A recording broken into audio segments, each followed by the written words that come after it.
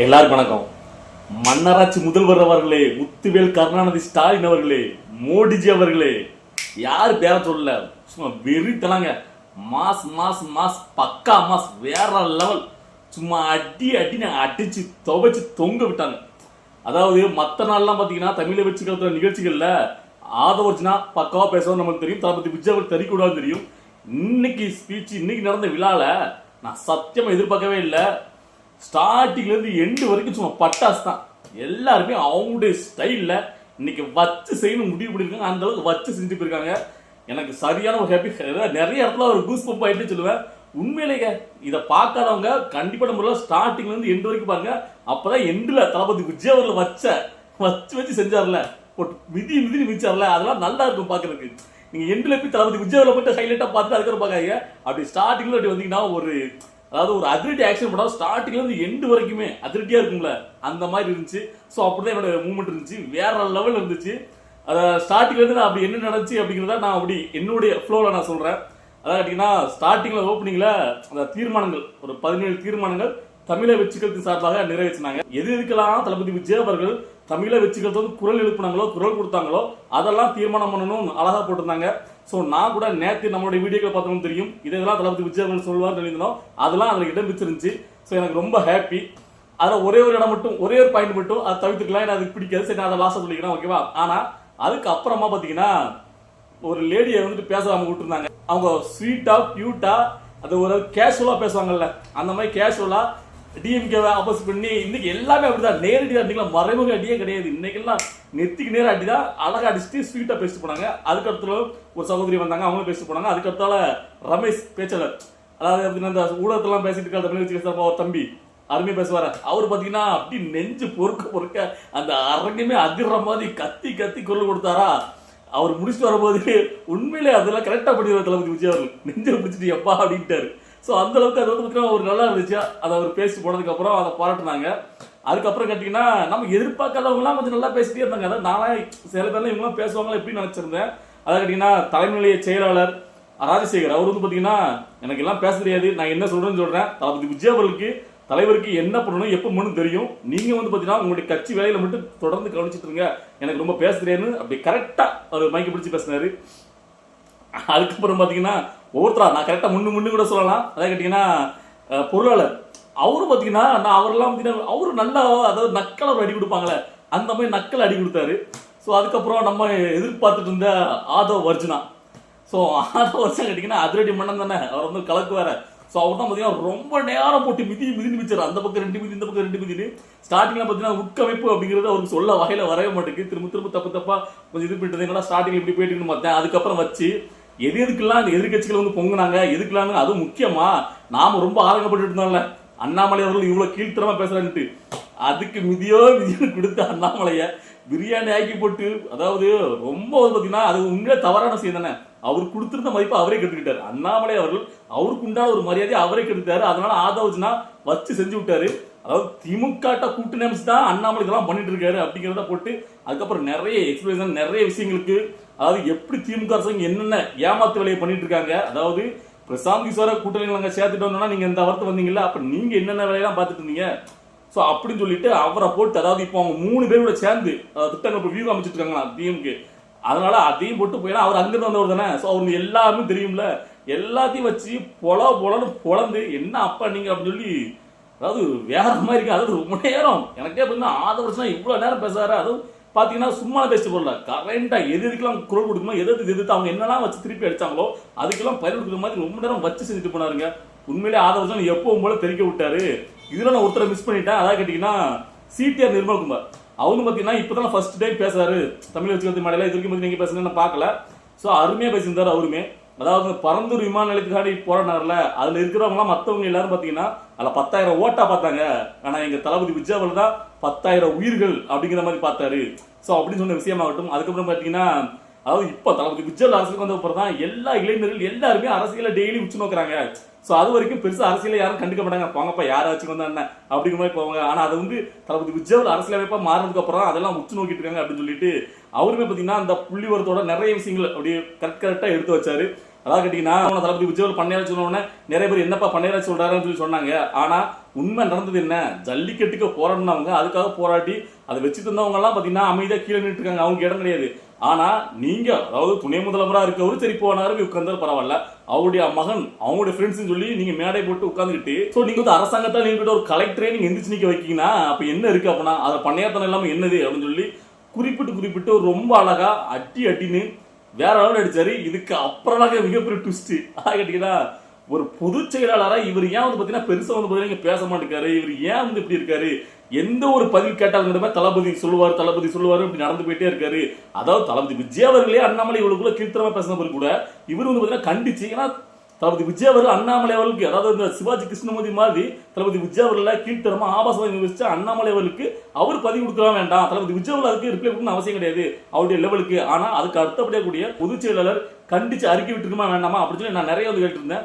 So அதுக்கெல்லாம் சேர்த்து இன்னைக்கு பொதுச் செயலாளர் முஸ்லிம் அவர்கள் இப்படி பேசுவார் எதிர்பார்க்கவே இல்லை. அவரு சும்மா யாராலையும் கட்டுப்படுத்த முடியாத பற்றி பொங்கிட்டாருங்க மனுஷன், மைக்கா பிடிச்சி யாரா வெளுத்து வாங்கிட்டாரு. அதனால நிறைய பாயிண்ட்கள் நமக்கு வந்து பாத்தீங்கன்னா ஃப்ளோ வர மாட்டேங்குது. நீங்க வீடியோ பாருங்க, உண்மையிலேயே பொதுச் செயலாளர் இன்னைக்கு தான் உண்மையிலேயே ஒரு பொதுச் செயலாளராக வெளுத்து வாங்கியிருக்காரு. அட்டா மலை உண்மையிலேயே மாசுங்க, பக்கா மாசுங்க. அதாவது மற்ற கட்சிகள்லாம் பாத்தீங்கன்னா பேசுறதுக்குன்னு கொள்கை பிறப்பு செயலாளர் ரெடி பண்ணி வச்சிருப்பாங்கல்ல, அவங்க வந்து பேசும்போது நான் இதா ஒரு ஃபார்மட்டா பேசுறேன் பேசுவாங்க. இன்னைக்கு தமிழை வச்சுக்கிறது வந்து கொள்கை பிறப்பு செயலாளர் யாருமே பெருசா பேசல. அதாவது ரமேஷ்ங்கிற பையன் அந்த ஊடகத்துல வந்து அந்த பையன் மட்டும் தான் பேசலாம் தவிர மத்த எல்லாருமே இயல்பா அவங்களுக்குள்ளே உள்ளான அந்த ஒரு பாணின்னு இருக்குல்ல, நம்மளுக்கு ஒரு ஃப்ளோல இருப்போம் யதார்த்தமா நம்ம பேச தெரியுமா, அந்த மாதிரி யதார்த்த பாணியில தாங்க எல்லாருமே போட்டு மிதி மிதிச்சாங்க. ஸோ அதாவது பார்த்த உடனே எனக்கு வந்து பார்த்தீங்கன்னா என்னடா இது தமிழை வச்சுக்கலாமாடா, இது நம்ம சப்போர்ட் பண்ற கட்சியாடா இது அப்படிங்கிற போது எனக்கு ஒரு பூரிப்பாய் போச்சுங்க. ஸோ எல்லாரோட ஸ்பீச்சுமே அருமை. இன்னைக்கு ராத்திரி ஒரு வயலும் தூங்க மாட்டான். ஸோ இதுக்கு அப்புறம் தான் ஹைலைட்டே இருக்கு. நானும் தளபதி விஜயாவை பத்தி பேச ஆரம்பிக்கலையே, ஏன்னா நம்ம இவங்க எல்லாருமே போட்டு இந்த அளவு அடின்னு போட்டு அடிச்சு எல்லாரும் ஸ்கோரை ஏற்றிட்டே போறாங்க, அவன் கதறிட்டு இருக்கான். அப்படிங்கும்போது இதுக்கப்புறம் தளபதி விஜய் மைக்கு பிடிச்சி என்ன பேசுவாரு அப்படின்னு எதிர்பார்த்துட்டு இருக்கேன். ஆனா தளபதி விஜய் அவர்கள் வந்து மைக்கை பிடிச்சிட்டு என் நெஞ்சில் குடியிருக்கும்னு ஆரம்பிச்சுட்டு மன்னராட்சி முதல்வர் அவர்களே, முத்துவேல் கருணாநிதி ஸ்டாலின் அவர்களே அப்படின்னா பாருங்க, வேற லெவல்ல கரகோசனாது. என்னது பேரை சொல்ல மாட்டேங்கான்னு. அதுக்கப்புறம் மோடிஜி, பிரதமர் மோடிஜி அப்படின்னு சொல்லிட்டு சொன்னாரு.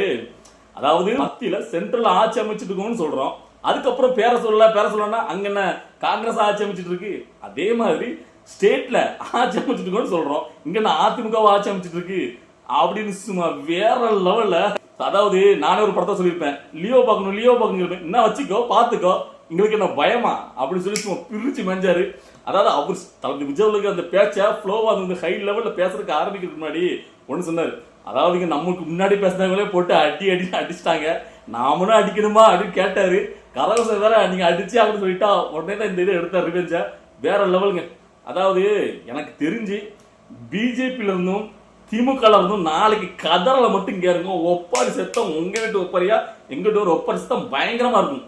அவன் உட்காந்து கதறம் மூளைக்கு மூளை கதறுவாங்க வேற லெவல். ஏன்னா இன்னைக்கு அடி தமிழை வச்சுக்கிறது வந்து இன்னைக்கு மிதி கட்டிங்கன்னா வேற லெவல் மிதி. தளபதி விஜய் அவர்கள் பாத்தீங்கன்னா பொழந்து எடுத்தாரு. லாஸ்டா ஒரு பாயிண்ட் நச்சுன்னு கொடுத்தாரு பாருங்க. இங்க ரெண்டு பேர் தாங்க போட்டி 2026 தேர்தலில், ஒன்னு டிஎம்கே இன்னொன்னு டிவிகே, வேற யாருக்கும் இங்க போட்டி கிடையாது அப்படின்ட்டு. அதாவது எங்களுடைய எதிரி, அதாவது எப்படி வந்து பாத்தீங்கன்னா எடப்பாடி பழனிசாமி சொல்லும்போது ட்விஸ்ட் வச்சார்ல, எங்களுக்கு திமுக தான் எதிரி, உங்களுக்கு வேற யாரும் எதிரி கிடையாதுன்னார்ல, அதை விட மேலா தளபதி விஜய் அவர்கள் 2026 2 பேர் தான் போட்டி, ஒன்னு டிஎம்கே இன்னொன்னு டிவிகே அப்படின்னு வேற லெவல்ல வந்து பாத்தீங்கன்னா ஒரு மாசம் கொடுத்தாரு.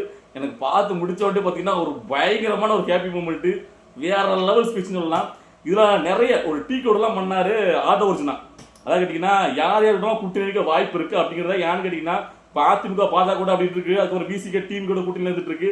ஸோ அதனால நறுக்கு பேசினாரு. அவர் சொன்னதுல இருந்து நம்ம புரிஞ்சுட்டு என்னன்னா கண்டிப்பான முறையில பிஜேபி கூட கூட்டணி கிடையாது, அதாவது காங்கிரஸ் கூட கூட்டணி வைக்க வாய்ப்பு இருக்கிற மாதிரி ஆதவர்ஜுனா பேசின பேச்சுல இருந்து நமக்கு புரியுது. விசிகே வரணும் அப்படிங்கிற. அப்புறம் பார்த்தீங்கன்னா அந்த கம்யூனிஸ்ட் கட்சிகள், ஸோ இப்படி நிறைய கட்சிகளோட ஏடிஎம்கே கூட கூட்டணி அதாவது பேச்சுவார்த்தைக்கு நடக்கலாம் வாய்ப்பு இருக்கிற மாதிரி தெரியுது. ஏன்னா எந்த இடத்துலையுமே ஏடிஎம்கேவை எதிராகவோ ஏடிஎம் கருத்தில் கொண்டோ எதுவுமே பேசல. ஆனா எந்த முடிவும் இப்ப எடுக்க மாட்டாங்களா, அது 2026 நான் நேரத்தை விட்டு சொல்லியிருப்பேன். அதாவது இப்போ வந்து பார்த்தீங்கன்னா தமிழக வெற்றி கழகம் நாம யாருங்கிறத நிரூபிக்கிற இடத்துல இருக்காங்க. ஸோ அவங்களுடைய லெவலை இப்போ உயர்த்தணும். ஸோ ஏன்னா அதெல்லாம் தேர்தல் முடிவுலாம் நம்ம லாஸ்ட்ல பார்த்துக்கலாம். இப்பவே நம்ம அதை கனெக்ட் பண்ணி நம்ம பிளான் பண்ணக்கூடாது. இப்போ தமிழக வெற்றி கழகம் அந்த மக்கள் மனசுல நெருங்கி போகணும். அப்ப அதுக்கு அடுத்த மாதிரி தமிழக வெற்றி கழகம் தன்னை நிரூபிக்க வேண்டிய இடத்துல தளபதி விஜய் இருக்காரு. அவருடைய லெவல் என்னன்னு மற்ற கட்சிகளும் புலம்பு வைக்கணும் அப்படின்னு சொன்னால அதுக்கு ஏற்ற மாதிரி தளபதி விஜய் அவர்களும் அதை மனசுல வச்சுதான், அதாவது பூத் கமிட்டி இருக்குல்ல, அதுல எவ்வளவு பார்த்தீங்கன்னா கரெக்டா இருக்கணும். நீங்க எல்லாரும் ஒவ்வொருத்தரும் ஒவ்வொரு இல்லங்கள்ல போய்கிட்டு நீங்க அவங்களுக்கு தேவையானது என்னது அப்படின்னு சொல்லி நீங்க அவங்களுடைய நெருக்கமாகணும். மக்களோட மக்களா அப்படி மக்களோட மக்களா நெருக்கமாயிட்டோம் அப்படின்னா நாம சொல்ல தேவையில்லைங்க, எல்லாரும் வீட்டிலும் ஆட்டோமேட்டிக்கா நம்முடைய இரட்டை போரியானை வகைப்போட நம்ம கொடி பறக்கும் அப்படின்னு சொன்னாரு. ஸோ உண்மையான விஷயம் தான், அதை எல்லாருமே ஏற்றுக்கணும். ஏன்னு கேட்டீங்கன்னா நாம, ஏன்னா இதை தான் தமிழை வச்சுக்கிறது பொதுச் செயலாளர் ஆனந்த் அவர்கள் பேசும்போது தெளிவாக சொல்லியிருப்பாரு. அதாவது நாம வந்து நலத்திட்ட பண்றோம், எல்லாமே நல்ல விஷயம் தான். ஆனா மக்களுக்கு தேவையானது என்னன்னு சொல்லி மக்களோட மக்களா நம்ம களத்தில் நிற்கணும். ஸோ இன்னும் பார்த்தீங்கன்னா சில இடங்கள்ல பூத் கமிட்டி, அதாவது 58,000 சொல்ல நினைக்கிறேன், அத்தனை இடங்கள் பூத் கமிட்டிக்கு ஆட்களை நியமிச்சாச்சு. ஸோ ஆனா இன்னும் பார்த்தீங்கன்னா சில இடங்கள்ல 2-3 மாவட்ட செயலாளர்கள் நியமிக்காம இருக்கீங்க. அந்த வேலையை தொடர்ந்து பாருங்க. அதாவது கட்சி என்ன முடிவெடுக்கும், யாரோட கூட்டணிங்கிறதெல்லாம் தளபதி விஜய் அவர்கள் தலைவருக்கு தெரியும். அவர் எந்த நேரத்தில் எப்படி பண்ணுங்கிறத அவர் பார்த்துப்பாரு. ஓகேவா? நீங்க கட்சி பண்ணிக்கல, மக்கள் இடத்துல நீங்க வந்து பாத்தீங்கன்னா ஒரு பாசிட்டிவ் வைப்ரேஷனோட நீங்க நெருங்கி போக, மக்களுடைய அவங்களுக்கு தேவையானது என்னன்னு பக்கத்துல இருந்து டெய்லி அவங்க கூட நீங்க நின்னுங்க. உங்களால ஞாயிற்றுக்கிழமையாவது போய் ஒவ்வொரு குடும்பத்திலையும் அவங்களுக்கு என்ன தேவை, மக்களுக்கு என்ன தேவைங்கிறத நீங்க களத்துல இறங்கணும். சோ அப்பதான் நம்ம தலைவர் தளபதி விஜய்க்கு வெற்றியை பெற்று கொடுக்க முடியும் அப்படிங்கிற மாதிரி ரொம்ப ஒரு, அதாவது இதுவரைக்கும் நான் தமிழை வெற்றிக்காலத்துல, அதாவது முதல் மாநில தளபதி விஜயோட ஒரு மாஸ் ஸ்பீச் கேட்டிருப்பாங்க, அதுல தளபதி விஜய் மட்டும் தான் ஹைலைட். அதாவது பாத்தீங்கன்னா வேற லெவல்ல அவர் அரசுக்கு வரது தகுதியானவருக்கு அங்கேயே காட்டிட்டாரு. ஏன்னா அது வரைக்கும் பார்த்தா தளபதி விஜய் பேச தெரியாது, அவரெல்லாம் கட்சி ஆரம்பிச்சு எப்படி 4 வாரத்தை ஒழுங்கா பேசுவாரா அப்படின்னு கேட்டானுங்க. ஆனா அங்க பாத்தீங்கன்னா அப்படி நினைச்சவங்களுடைய வாயெல்லாம் மூடுற மாதிரி வேற லெவலில் ஒரு ஸ்பீச் கொடுத்தாரு. அதுக்கப்புறமா நடந்த 2-3 விழாக்கள்ல அதாவது பாத்தீங்கன்னா கொஞ்சம் லைட்டா தான் பேசியிருப்பாரு. அங்கேயுமே பாத்தீங்கன்னா ஷார்ட்டா கரெக்டா அடிச்சிருப்பாரு. ஸோ ஆனா அதுக்கு அடுத்தபடியா அந்த, அதாவது மாநாட்டுக்கு அப்புறம் இந்த ஸ்பீச் தாங்க உண்மையிலேயே யாரும் எதிர்பார்க்காத ஸ்பீச். எதிரிகள்லாம் இன்னைக்கு நைட்டு ஏன்ல இப்ப இருந்த கதறல் பாருங்க. எல்லா மீடியாவும் தமிழை வச்சுக்க மட்டும் தான் ட்ரெண்டிங்ல இருக்கும், லோக்கல்ல இருந்து நேஷனல் மீடியா வரைக்கும்.